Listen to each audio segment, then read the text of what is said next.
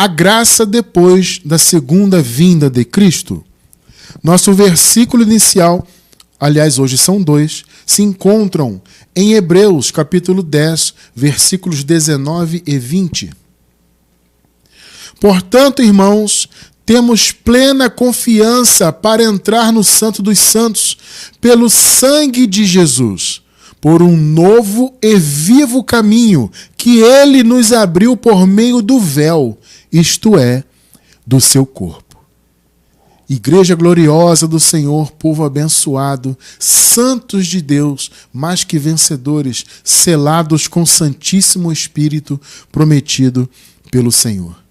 Meus amados, hoje eu quero falar da graça do Senhor no tempo da graça eterna.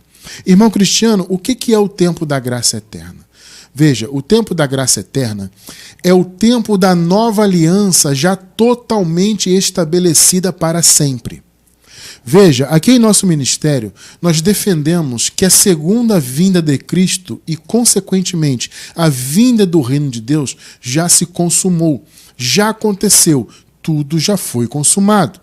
É claro que isso é um choque para quem nunca ouviu falar sobre isso, que ouve há tantos anos, né, que Jesus ainda vai voltar, as pessoas vivem esperando Jesus voltar, acontece alguma coisa de grande vulto na humanidade, pronto, Jesus vai voltar, né? Acontece uma pandemia, Jesus vai voltar, acontece um problema aqui e acolá, Jesus vai voltar, tem uma guerra aqui e ali, Jesus vai voltar. As pessoas ficam sempre buscando desculpas para esperarem a volta de Jesus, sendo que isto não faz qualquer sentido à luz da própria Bíblia. Porque a palavra deixa muito claro, muitíssimo claro, aliás, que a segunda vinda de Cristo seria muito em breve nos tempos bíblicos.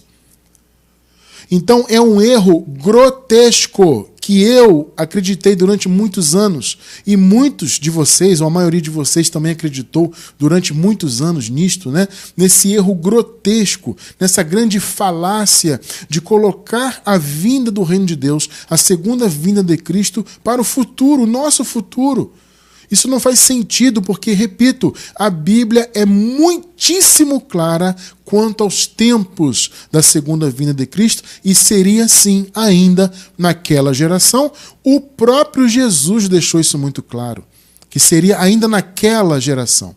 Eu vou deixar na descrição do vídeo no YouTube o link da nossa playlist a respeito da escatologia consumada. Se você ainda não entende isso, olha, meu irmão, minha irmã, é fundamental você entender.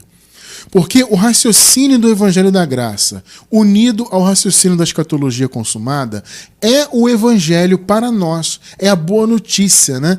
A palavra Evangelho significa isso, boas novas, boa notícia. Então, para nós, o Evangelho, para a nossa geração, é a união desses dois raciocínios.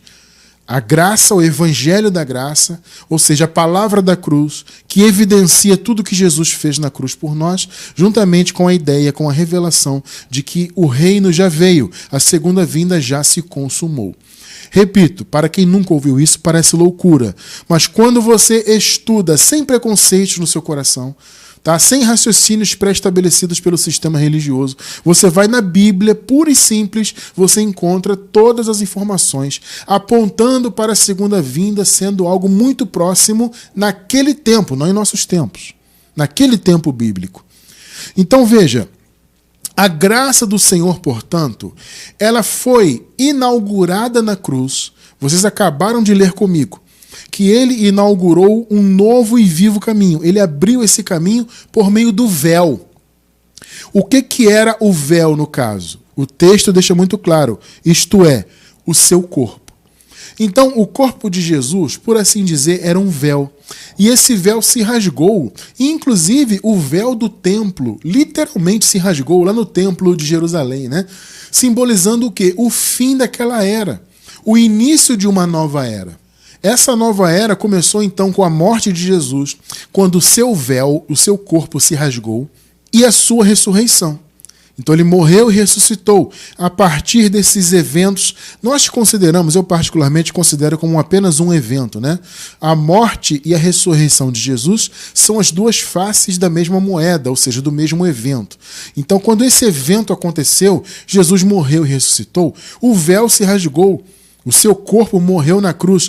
Uma vez que o véu se rasgou, o caminho se tornou aberto para que o povo de Deus pudesse atravessá-lo para a nova e definitiva aliança, a aliança eterna.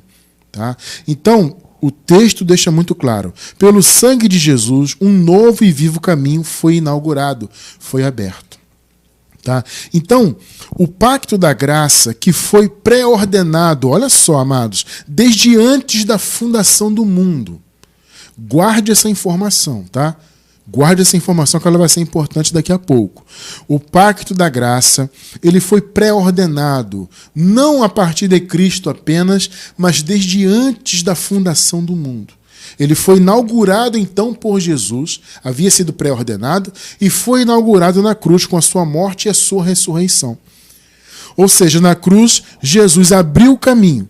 Só que veja, há um detalhe interessante. Entre a abertura do caminho do novo pacto até o seu estabelecimento pleno, houve o que nós chamamos de período de transição. Então, do antigo pacto, que foi antes da cruz, para o novo pacto totalmente estabelecido, houve um período de transição, até que o pacto fosse totalmente liberado. E é bom que você entenda uma coisa. No ano 70, quando houve a segunda vinda, a vinda do reino, onde tudo foi consumado, veja, entenda uma coisa. A graça não acabou ali, como alguns dizem. Tá? E eu sei que dizem isso porque muitos irmãos entram em contato comigo, eu não diria muitos, mas alguns, né? Alguns entram em contato comigo, já entraram, com essa dúvida. Ué, irmão Cristiano, então quer dizer que no ano 70 Jesus voltou, tudo foi consumado, então a graça acabou? Ouvi alguém dizer que a graça acabou? Gente, isso é uma grande de uma bobagem. A graça ela não acabou, pelo contrário, ela começou, ou seja, o período da graça eterna. E você já vai entender melhor esse conceito dentro da palavra. Veja, eu não sei o que estou falando, eu vou te mostrar na palavra. Tá? Então essa história que a graça acabou, a graça foi só para aquelas pessoas daquela época, da igreja primitiva que viveram a transição. Não, evidentemente não. A graça foi um pacto eterno. E nós que nascemos depois da obra consumada, inclusive, já nascemos com todas aquelas promessas entregues, tudo consumado, todas as bênçãos liberadas, justamente porque a graça é eterna. Se a graça não fosse eterna, nós teríamos nascido fora dela. Então, quando o Senhor estabeleceu a graça, Ele estabeleceu um pacto para sempre. Repito, graça esta, pacto este, que foi pré-ordenado antes da fundação do mundo. Ou seja, foi na eternidade que ele foi pré-ordenado. Então Jesus se manifestou para ser o selo desse pacto, para ser o mediador, né? Assim como Moisés foi o mediador da lei, Jesus veio para ser o mediador da graça. Só que não foi sangue de animais que ele ofereceu, foi o seu próprio sangue. E como nós lemos aqui no primeiro versículo, por meio do seu sangue, esse novo e vivo caminho foi inaugurado. Agora, os irmãos da igreja primitiva, eles viveram aquela transição, ou seja, eles viveram o início da graça, o início do pacto, porém, eles precisaram atravessar todo aquele período para alcançar o tempo da graça eterna, graça totalmente liberada e estabelecida.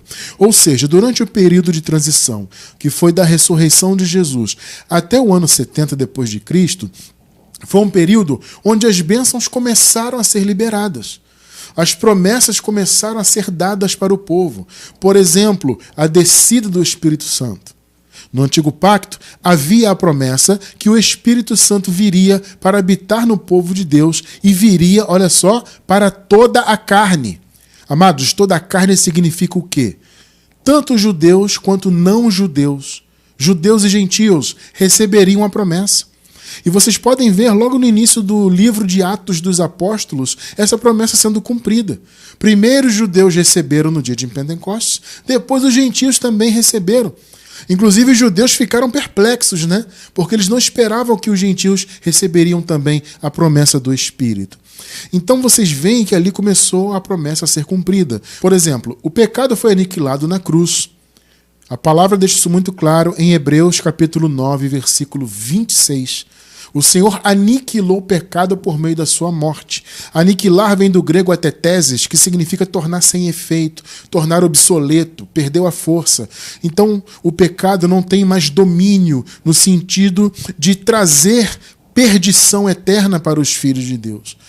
Então, os filhos de Deus antes da cruz estavam nas mesmas condições dos filhos da perdição.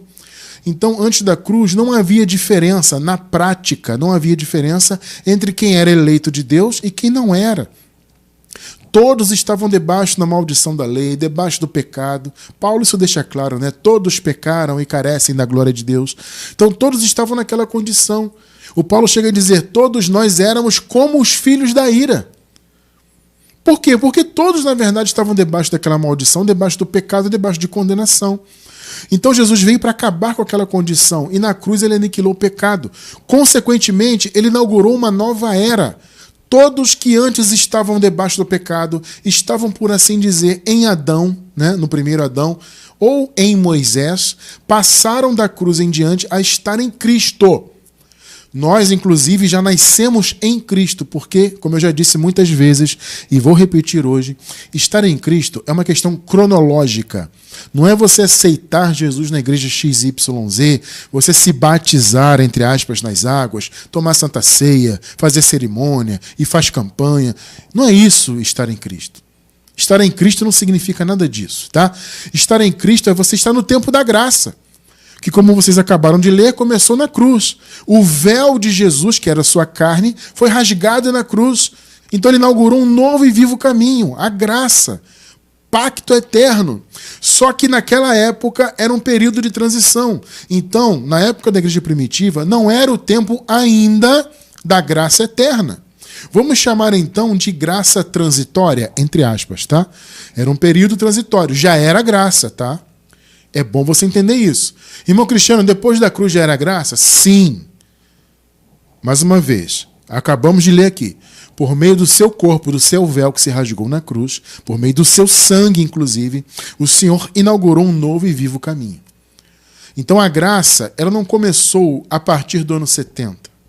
Tá? A graça começou na cruz.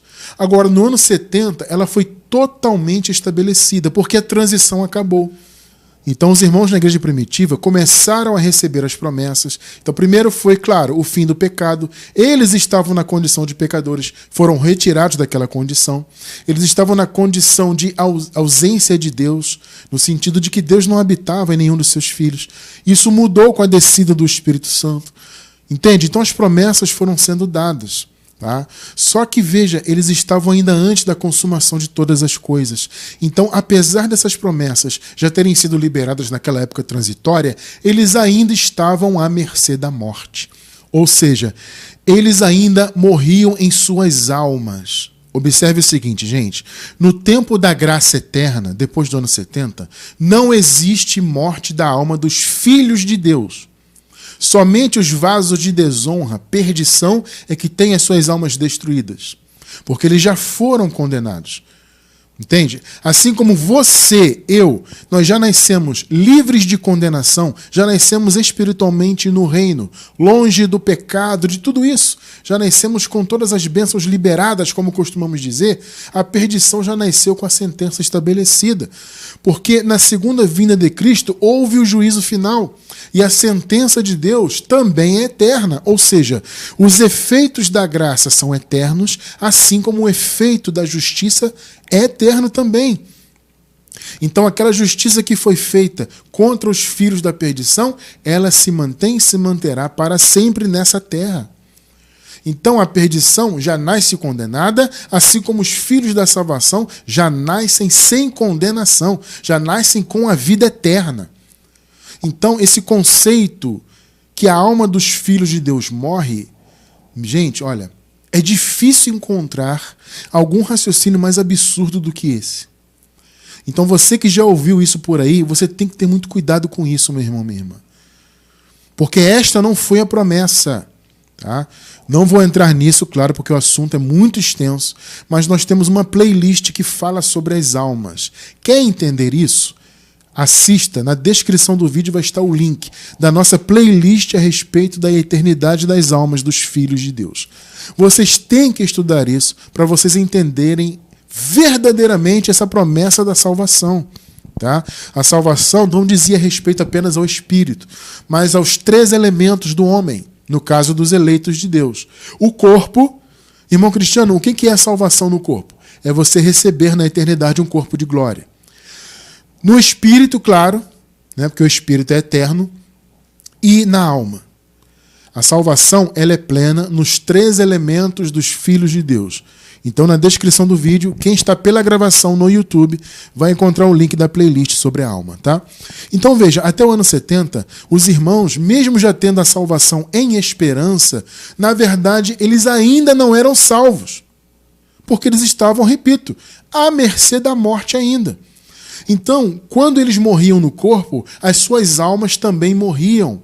A alma ia para o que chamamos aqui de não existência. Por quê? Porque as almas deixavam de existir nesta vida e iam para o chamado Hades, ou conhecido também como lugar dos mortos. Então as vidas de fato deixavam de existir aqui e ficavam aprisionadas no lugar dos mortos. Então, mesmo depois da cruz, os irmãos continuaram à mercê da morte. Por isso que Paulo chega a dizer, escrevendo aos Coríntios, o seguinte: a morte é o último inimigo a ser derrotado. Perceberam? Por quê? Alguns inimigos já haviam sido derrotados. A lei, a condenação, pecado, a ausência de Deus. Ou seja, o Espírito Santo passou a habitar a partir da cruz, né? Você entende? A partir do dia de Pentecostes, né? Que foi depois da cruz. Então, alguns inimigos haviam sido derrotados, mas a morte da alma não. Por isso que ainda não era o período da graça plena, porque faltava essa promessa da vida eterna ser liberada. Então, quando Paulo, por exemplo, diz que eles eram salvos, ele estava se referindo à salvação em esperança. Já lemos isso aqui também muitas vezes, né? Paulo fala, em esperança fomos salvos. Ou seja, eles já estavam salvos no sentido de que Jesus já havia conquistado, porém ainda não havia se manifestado a vida eterna. Então era uma graça ainda transitória. Entende? Faltava essa grande promessa da salvação ser estabelecida, ou seja, o fim da morte dos filhos de Deus. Irmão Cristiano, mas nós então hoje não morremos? Não na alma. A morte que acontece, na verdade, é só o desligamento, entre aspas, desse corpo de carne. Porque o corpo nosso, gente, esse corpo que ainda é adâmico, ele é apenas um invólucro, ele é apenas um veículo. A verdadeira vida é a nossa alma, está dentro de nós, assim como o nosso espírito também está. Entende? Hoje não existe morte mais para nós. Nós não veremos a morte. O corpo é desligado, vou colocar entre aspas, né? Então o corpo ele volta para o pó, mas a alma segue viva. Ela vai habitar instantaneamente um corpo de glória no paraíso e será totalmente restaurada.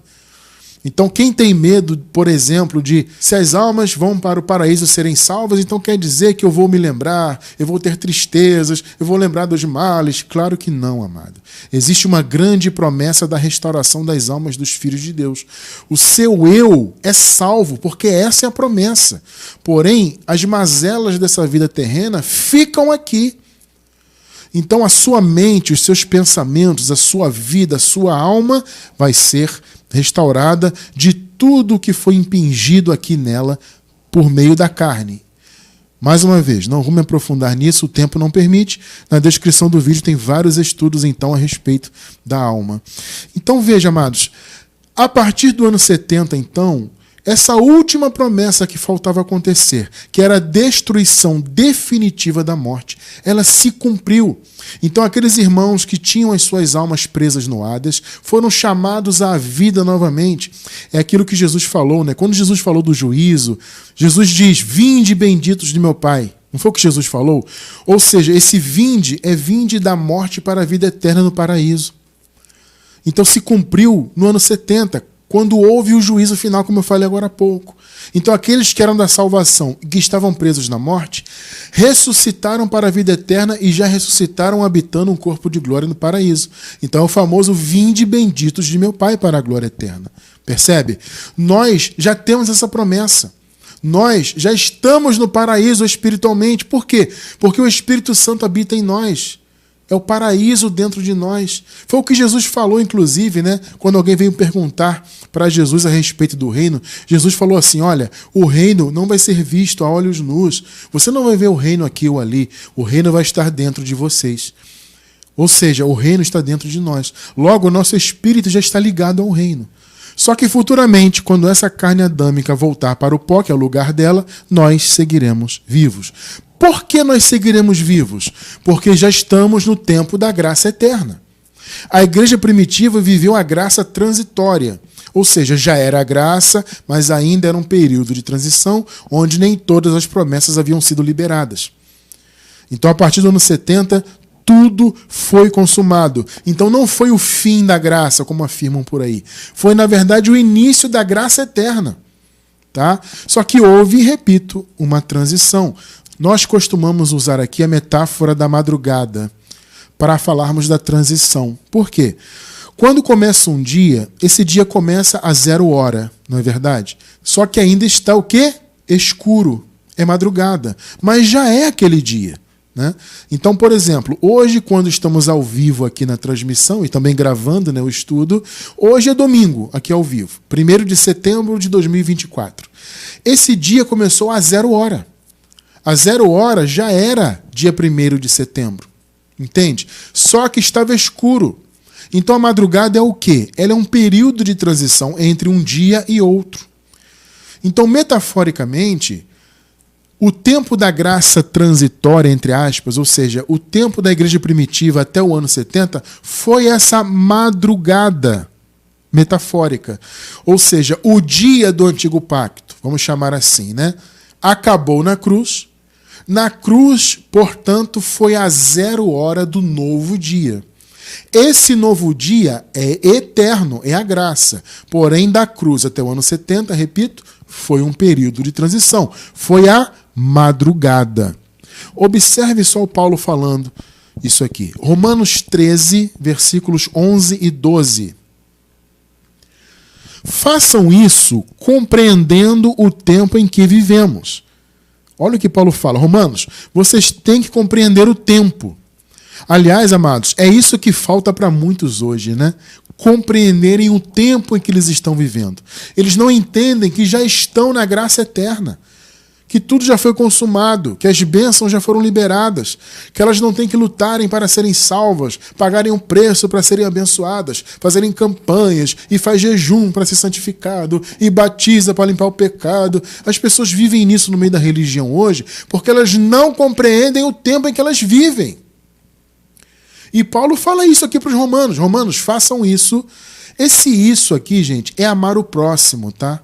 No contexto, Paulo está falando, gente, vocês estão preocupados em cumprir a lei? O verdadeiro cumprimento da lei é o amor. Ame o próximo, tá? Façam isso, ou seja, ame o próximo, façam coisas boas, compreendendo o tempo em que vivemos. Chegou a hora de vocês despertarem do sono, olha só.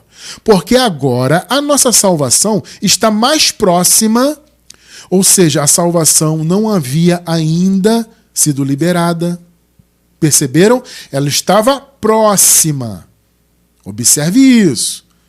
O pessoal do sistema religioso hoje diz que ainda vão ser salvos, porque Jesus ainda vai voltar. Mas Paulo fala que já estava próxima para eles naquela época. Isso aqui é mais uma evidência, né, de que a vinda do reino de Deus, o tempo, no caso da vinda do reino de Deus, era muito próximo daquela época da igreja primitiva, não hoje. Porque agora a nossa salvação está mais próxima do que quando cremos. Por quê? Porque a cada dia que se passava, mais próximos eles estavam da salvação. Mais próximos eles estavam de terem a morte extirpada das suas vidas em definitivo. E eles tinham esse sonho, Paulo fala isso claramente, né? Eles tinham esse sonho de que o reino viesse logo para que eles não experimentassem mais a morte, para que eles fossem revestidos de vida eterna, de imortalidade. Como nós já nascemos, gente. Percebam esse privilégio. Você, eu, todos nós, já nascemos com a vida eterna em nossos espíritos, em nossas almas. Por quê? Porque a graça agora é eterna. O pacto é eterno. Nós não vivemos um momento de transição. Já nascemos com a graça totalmente estabelecida. Então a nossa salvação, ela não está próxima. Ela já é fato. Você já nasceu com a vida eterna. Entenda isso. Mas para eles naquela época não. Por isso que é bom você compreender o tempo em que você vive, como Paulo disse aqui no início do versículo. Então Paulo deixou claro, olha, Romanos, a nossa salvação ainda vai se consumar. Nós somos salvos, mas somos ainda em esperança, ou seja, ainda aguardamos. E ela está próxima. Agora veja o 12. A noite está acabando. Perceba, gente. O Paulo está falando de uma noite. Irmão Cristiano, que noite é essa? Justamente aquele período de transição que eles estavam vivendo. Claro, é uma noite metafórica aqui. O Paulo está se referindo àquele tempo. Por isso que ele falou, gente, vocês têm que entender o tempo que vocês estão vivendo. Agora está de noite, mas ela está quase acabando. Tá vendo, gente? A salvação deles estava muito próxima. Perceberam, né? A noite está quase acabando. O dia logo vem. O dia é o quê? É o reino de Deus. É o amanhecer. Percebe? Metafórico. É a transição definitiva do antigo pacto para o novo. Porque, veja, antes da cruz era o antigo pacto. Na cruz, o véu de Jesus se rasgou, o seu corpo, o seu sangue foi derramado. Então ele inaugurou um novo e vivo caminho. Algumas promessas começaram a ser liberadas para os irmãos da igreja primitiva. Porém, faltava principalmente a promessa da destruição definitiva da morte. Então, aquele período da cruz até o ano 70 foi a madrugada, entre aspas, do sétimo dia. O sétimo dia é o dia do descanso. O sétimo dia é o dia eterno da graça. Entende? Aquele descanso de Deus lá na criação, o sétimo dia, apontava para a nova aliança, que é um tempo de descanso para todos nós. Entende? Só que eles ali não estavam no pleno descanso, porque eles estavam ainda à mercê da morte. Perceberam, né? Então era uma graça, mais uma vez, estamos chamando, entre aspas, de graça transitória, porque já era graça, já era o dia, mas ainda era madrugada. Então, na vinda do reino de Deus no ano 70, a madrugada acabou, a noite acabou e o dia veio, metaforicamente falando. É o que Paulo está falando aqui. Igreja, estamos vivendo os últimos momentos dessa última era antes da segunda vinda. Está muito próximo. A noite está quase acabando. Ou seja, eles estavam, entre aspas, de madrugada. Nós não nascemos de madrugada. Já nascemos com tudo estabelecido. Já nascemos com o sol do meio-dia do sétimo dia do novo pacto. Já nascemos no tempo da graça eterna, não mais graça transitória. Por isso que nós afirmamos aqui, abençoados, que nós já nascemos com todas as promessas. As pessoas ficam chocadas, mas como assim? Você afirma que já nasceu com o Espírito Santo? Isso é um absurdo. Para a pessoa ter o Espírito Santo, ela tem que aceitar Jesus na igreja, tem que se batizar, e tem que tomar Santa Ceia, tem que passar óleo, e tem que cumprir a cerimônia. Não tem que cumprir nada, tudo já foi liberado. Só que nós não sabíamos disso. Por quê? Porque estávamos no sistema religioso, ou éramos ateus, ou vivíamos aí nas filosofias humanas diversas e não conhecíamos a verdade. Só que a palavra da graça nos foi revelada. Então passamos a entender que tudo já foi consumado, todas as promessas já foram dadas. Então já nascemos sim com o Espírito Santo, já nascemos novas criaturas, já nascemos em Cristo, já nascemos abençoados com todas as bênçãos espirituais, porque nascemos no tempo da graça eterna. E justamente, gente, pela graça ser eterna, que nós temos todas essas promessas em nós. Então não acreditem na falácia, na heresia maldita que diz que a graça acabou. A graça acabou no ano 70. Não, ela foi estabelecida completamente. Foi inaugurada na cruz, mas aquele período, aquele caminho da transição, a madrugada, entre aspas, precisava ser cumprida até que o reino viesse, e ele veio. Então a graça foi totalmente estabelecida no ano 70, não acabada. Isso é uma bobagem. Tá? Não caia nessa falácia. Já nascemos com um dia sol a pino, né?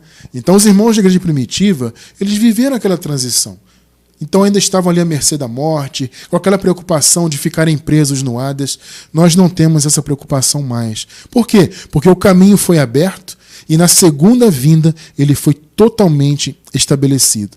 Né? Ele foi totalmente atravessado. Então os filhos de Deus tiveram a sua total liberdade. Veja só o Paulo falando aqui dessa transição e da chegada dessa liberdade. Romanos ainda 8, 18 ao 21.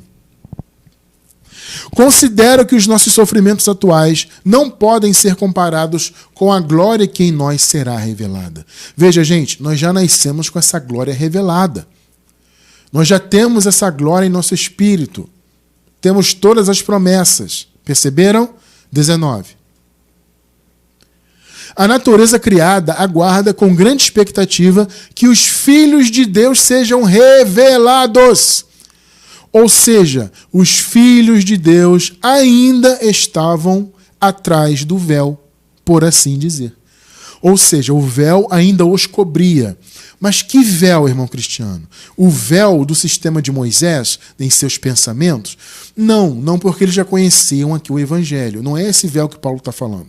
O Paulo está falando que eles estavam antes da consumação de todas as coisas.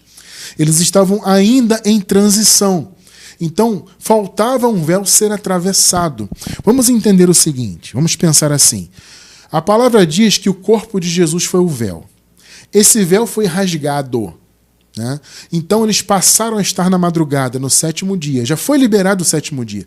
Mas eles precisavam atravessar todo aquele caminho da transição até atravessarem o véu em definitivo. Ou seja, eles estavam ainda à mercê da morte.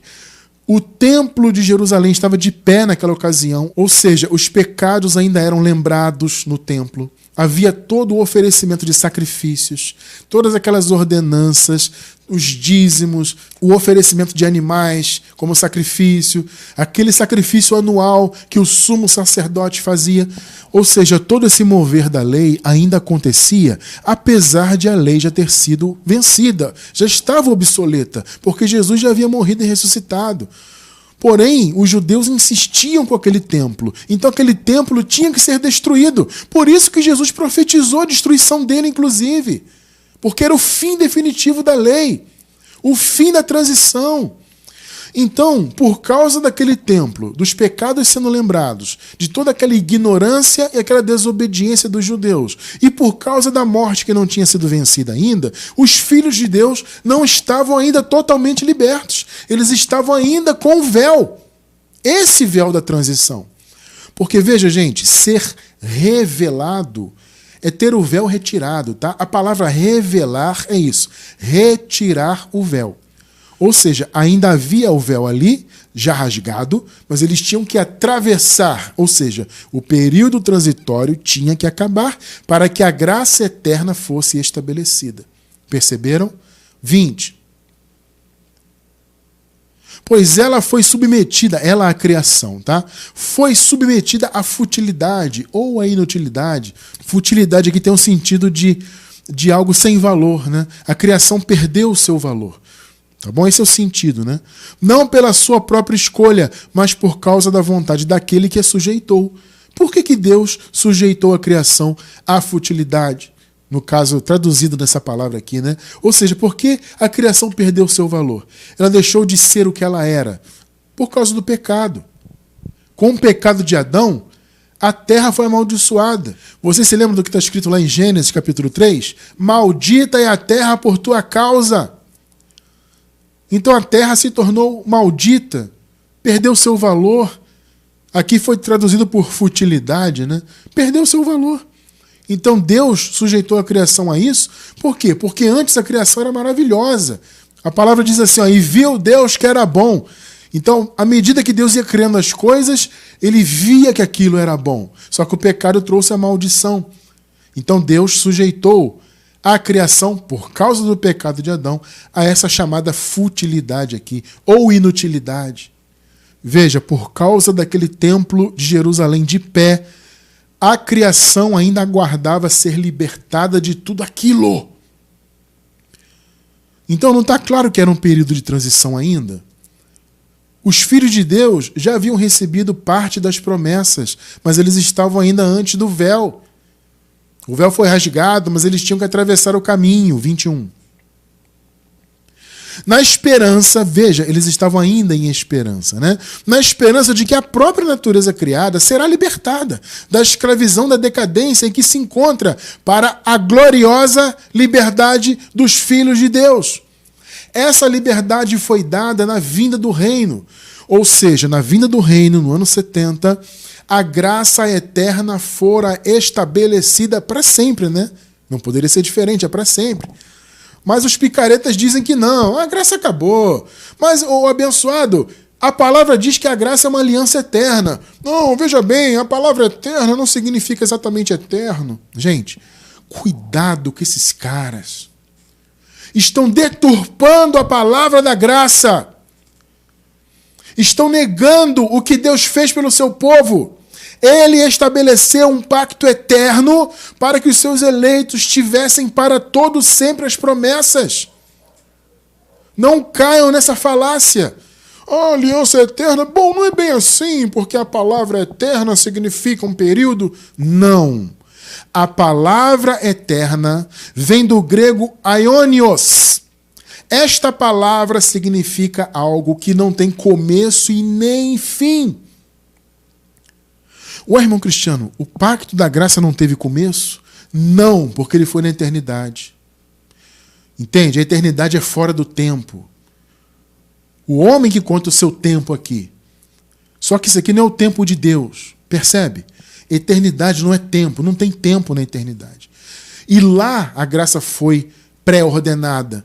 O Paulo deixa isso muito claro, né? Que o Senhor preordenou a graça antes dos tempos eternos. Então foi na eternidade. Então a graça, o pacto eterno, que foi estabelecido por Jesus em sua morte e ressurreição, ou seja, inaugurado, e totalmente estabelecido em sua vinda, esse pacto ele foi preordenado quando não havia tempo. E não tem tempo de começo e nem de fim. Então aqueles que estão deturpando a graça de Deus, e tem gente caindo nessa falácia, estão distorcendo tudo. Quando a palavra fala de aliança eterna, mais uma vez, eu vou falar com bastante calma. Aliança eterna. A palavra eterna vem do grego aionios. É algo que não tem fim. E o sentido da palavra aponta também para algo que não tem início. Percebeu? Então não cai nessa história. Ah, a graça acabou em 70. A graça acabou não sei quando. A graça nunca vai acabar. Agora, os efeitos da graça que são diferentes, evidentemente. Para a igreja primitiva, a graça teve um efeito. Por quê? Porque eles nasceram antes da cruz. Nasceram ainda submetidos à morte. Entende? Nasceram debaixo do pecado, debaixo da condenação, etc, etc. Então é claro que os efeitos da graça foram outros para eles. Para nós, os efeitos são diferentes. A graça para nós, que é depois da segunda vinda de Cristo, tem outro efeito. Ou seja, o efeito da graça para mim, para nós, nesse tempo, não é nos salvar da morte. Não, o efeito dela é ter nos permitido nascer livres da morte. A graça, então, para nós, não foi salvação eterna neste sentido de que nós estávamos presos na morte e fomos salvos. Não. Já nascemos salvos justamente por causa da graça. Agora, houve salvação aonde? Aqui, em nossa mente. E eu te pergunto, a sua mente foi salva do sistema religioso por causa de quê? Por sua causa?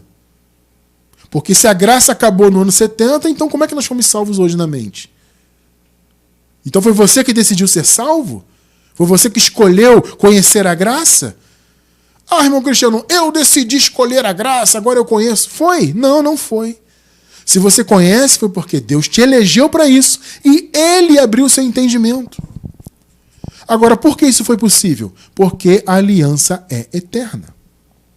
Hebreus 13, 20 e 21. Ora, o Deus da paz, que pelo sangue da aliança eterna, sangue da aliança eterna, sangue da aliança eterna, para ficar bem claro, eterna vem do grego aionios, algo que não tem fim e não tem começo, porque foi estabelecida na eternidade, tornou a trazer dos mortos a nosso Senhor Jesus Cristo, grande pastor das ovelhas, vos aperfeiçoe em toda boa obra. Perceberam, gente? A graça, ela foi estabelecida totalmente no ano 70. O caminho foi inaugurado na cruz. O véu se rasgou lá. Mas o véu só foi atravessado definitivamente no ano 70, quando a graça se tornou, portanto, a graça eterna, não mais um período transitório. Então a graça, gente, ela é um pacto para sempre. Ela é eterna enquanto pacto e, veja, ela é eterna também enquanto doutrina. Já estudamos isso aqui algumas vezes, vamos relembrar esse ponto. Efésios 2, do 5 ao 7. Deu-nos vida juntamente com Cristo, quando ainda estávamos mortos em transgressões. Veja, esta palavra especificamente aqui não é para nós hoje, tá? Ué, irmão Cristiano, por que não? Porque nós nunca estivemos mortos em transgressões. Isso aqui é uma palavra escrita para quem viveu a transição, gente. Para quem nasceu ainda antes da cruz debaixo do pecado. Tá? Por isso que eu falei agora há pouco, que os efeitos da graça para a igreja primitiva, obviamente, foram diferentes do que para nós, porque nós nunca estivemos debaixo do pecado. Deu-nos vida juntamente com Cristo, quando ainda estávamos mortos em transgressões. Eles lá, né? Pela graça vocês são salvos. 6. Deus nos ressuscitou com Cristo e com Ele nos fez assentar nos lugares celestiais em Cristo Jesus. Nós que nascemos já na graça eterna, já nascemos assentados em lugares celestiais. 7.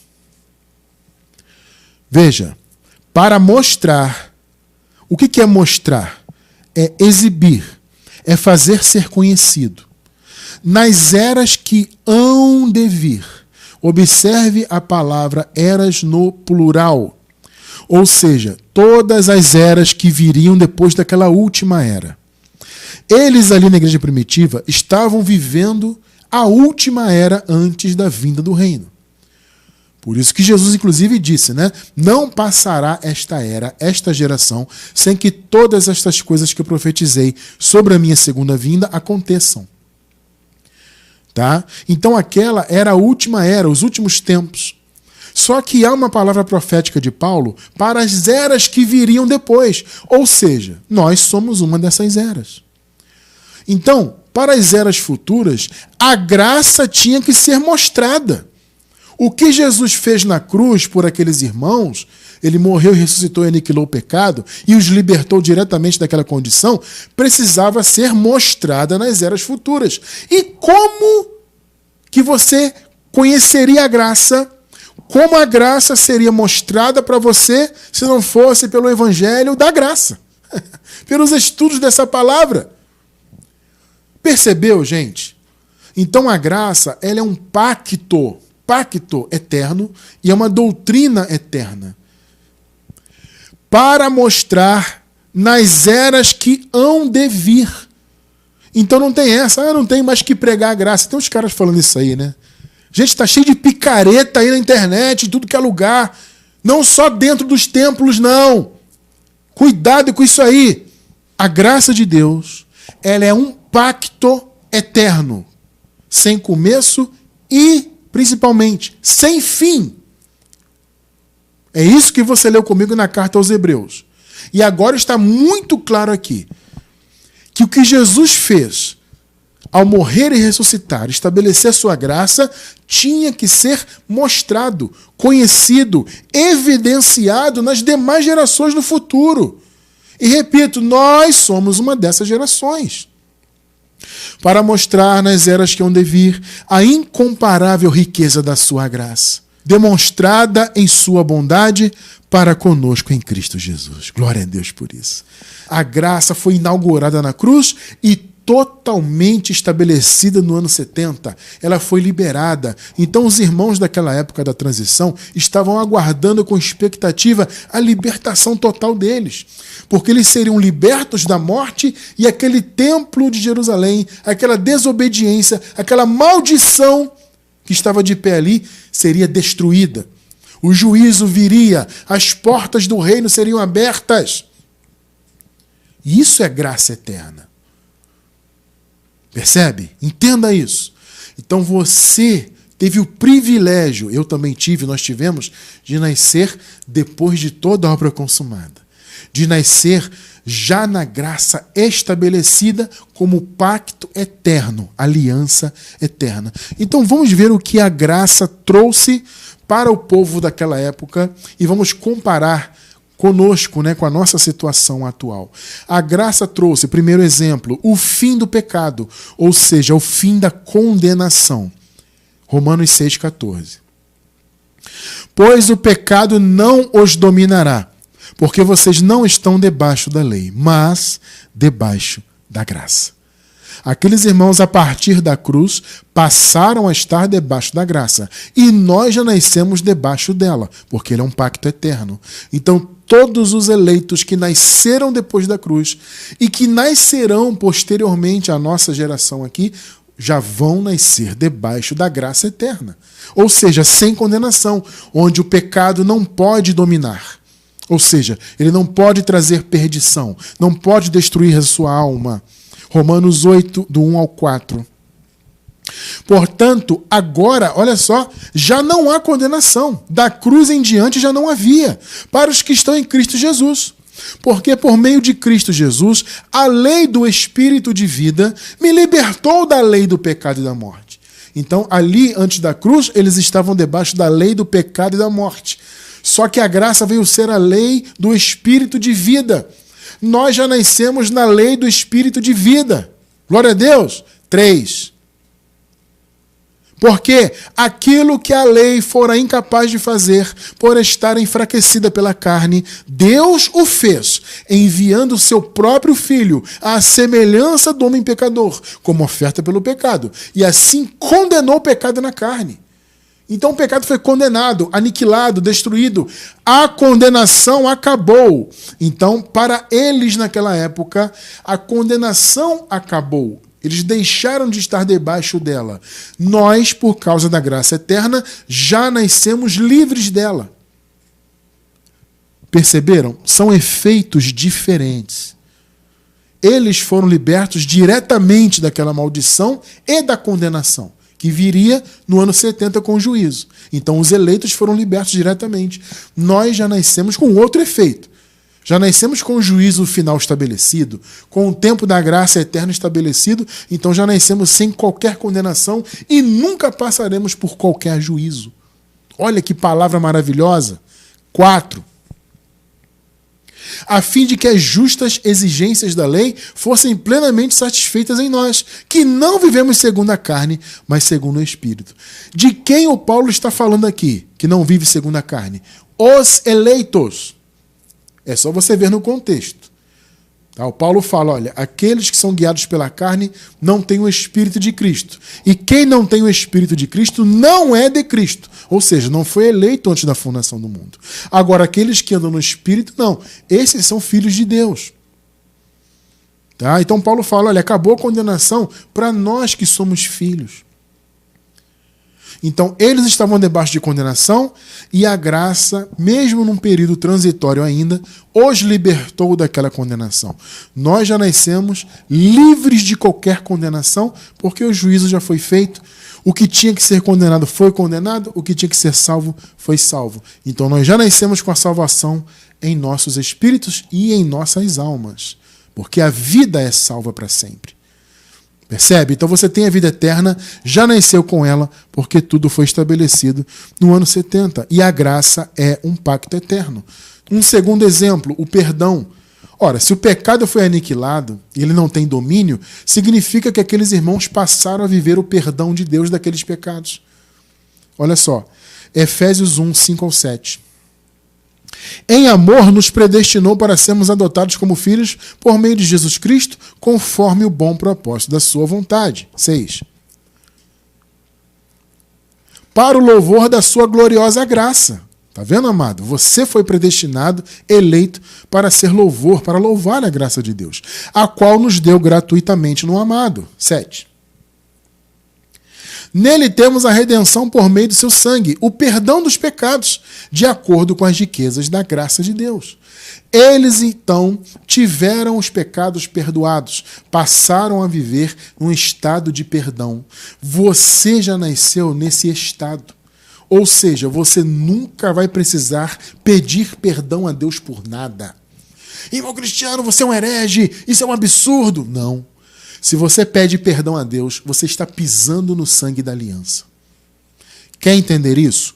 Vou deixar na descrição do vídeo o link da nossa playlist sobre o pecado. Nesse link, inclusive, tem um estudo específico sobre o perdão. Para você entender que você não tem que pedir perdão. Ah, irmão Cristiano, eu cometi uma falha, um erro na carne, um pecado, por assim dizer, né? Já que você errar o alvo, literalmente significa pecado. Ou, ao contrário, né? Pecado significa errar o alvo, no texto em grego. Ah, você cometeu? Colha as consequências da sua falha. Vá viver com isso. Agora, perdão já nasceu num estado de perdão eterno.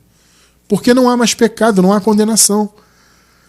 Quando eu digo que não há pecado, gente, é não haver condenação, tá? Não estou dizendo que não existam obras más. Eu estou dizendo que o pecado não domina os filhos de Deus. Ele não condena. Agora, quem planta na carne, da carne vai colher o mal. Mas vai colher nessa vida, não na eternidade. Percebe? Então, os efeitos foram diferentes. Eles viveram o perdão diretamente. E nós já nascemos na condição de perdão eterno. Por quê? Porque a graça é um pacto eterno. Então não tem esse sentido de pedir o que você já tem. Você já nasceu em estado de perdão, vamos chamar assim. E por que você nasceu em estado de perdão? Porque não há condenação, porque o pecado foi aniquilado, porque o pacto que estabeleceu isso é para sempre. Por isso que você nasceu nesse estado de não condenação. Um outro exemplo, a vida eterna.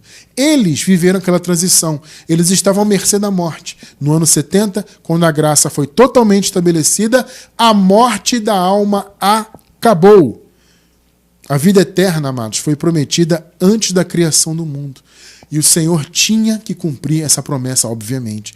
Tito 1, versículos 1 e 2. Paulo, servo de Deus e apóstolo de Jesus Cristo, para levar os eleitos de Deus à fé e ao conhecimento da verdade que conduz à piedade. 2. Fé e conhecimento que se fundamentam na esperança da vida eterna. Veja, eles estavam ainda em esperança, né? A vida eterna foi dada no ano 70, foi consumada. Mas aqui ainda era um período de esperança. Na esperança da vida eterna, a qual Deus, que não mente, prometeu quando? Quando que ele prometeu? Antes dos tempos dos séculos. Perceberam? Então, eles estavam ainda aguardando a manifestação da vida eterna, que seria dada ainda no ano 70. Eles estavam antes. Romanos 2,7. Ele dará vida eterna. Dará. Aos que, persistindo em fazer o bem, buscam glória, honra e imortalidade. Ele dará. O irmão Cristiano, é por obras? Não, gente, as obras são consequência, que eu já expliquei. O Paulo está falando de consequência, porque quem é eleito de Deus, consequentemente pratica boas obras. É o chamado de todo filho de Deus. Então ele daria a vida eterna para os seus filhos. Mas vocês perceberam que Paulo se refere no futuro? Ele dará. Então para eles ainda viria, para nós não. Já nascemos em condição de vida eterna. A vida eterna para eles, a salvação ainda era uma esperança. Romanos 8, 24. Pois nessa esperança fomos salvos. Veja, gente, a salvação, a vida eterna no caso, para nós, no tempo da graça eterna, não é esperança. Para eles era, para nós não. Pois nessa esperança fomos salvos. Mas esperança que se vê não é esperança. Quem espera por aquilo que está vendo? Em outras palavras, nós ainda não estamos vendo a salvação. Ainda estamos à mercê da morte. Mas quando o Senhor voltar, e ele voltou no ano 70, aí sim essa esperança vai acabar, porque seremos totalmente salvos. Todas as promessas serão liberadas, porque a graça vai ser totalmente liberada e estabelecida. Então a vida eterna foi concedida para sempre.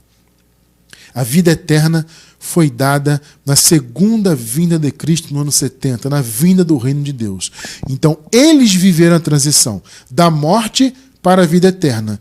Nós não. Como já nascemos na graça eterna, já nascemos em condição de vida eterna. Você, eu, que somos eleitos e filhos do Pai Celeste, jamais veremos a morte. Por quê? Porque a graça foi estabelecida para sempre. Então, todas as promessas da nova aliança foram estabelecidas e liberadas. Então, você não vai ver a morte. Ah, mas o meu corpo vai morrer. O pó volta para o pó, mas a sua verdadeira vida vai seguir na eternidade. O seu espírito, a sua alma restaurada, habitando em um corpo de glória. Por quê? Mais uma vez, porque a graça é uma aliança, é um pacto eterno. Quero encerrar com 2 Timóteo, capítulo 2, versículo 1. Portanto, você, meu filho, essa palavra aqui é para Timóteo? Sim, foi para Timóteo, mas ela é para nós hoje. Portanto, você, meu filho Cristiano, portanto, você, minha filha Juliana, percebe? É para todos nós. Assuma aí você também. Portanto, meu filho ou filha, fortifique-se na graça. O que significa isso, irmão Cristiano? É você fortalecer a sua mente na palavra da graça de Deus. Fortifique-se na graça que há em Cristo Jesus. Amados, a graça não acabou. Isso é uma bobagem. Isso é história de picareta, de gente que gosta de distorcer o evangelho. Cuidado com as mentiras do sistema da dita graça. Cuidado com o sistema religioso. Cuidado com o ateísmo. Cuidado com tudo que não tem a ver com o evangelho. O verdadeiro evangelho é o evangelho da graça de Deus, que nos revelou tudo isso aqui que nós vimos. Que nós já temos todas essas promessas maravilhosas. Por quê? Porque o Senhor prometeu a graça antes dos tempos dos séculos. Lá na eternidade, Jesus se manifestou para abrir o caminho da graça. Ele morreu e o seu véu, que era o seu corpo, foi rasgado.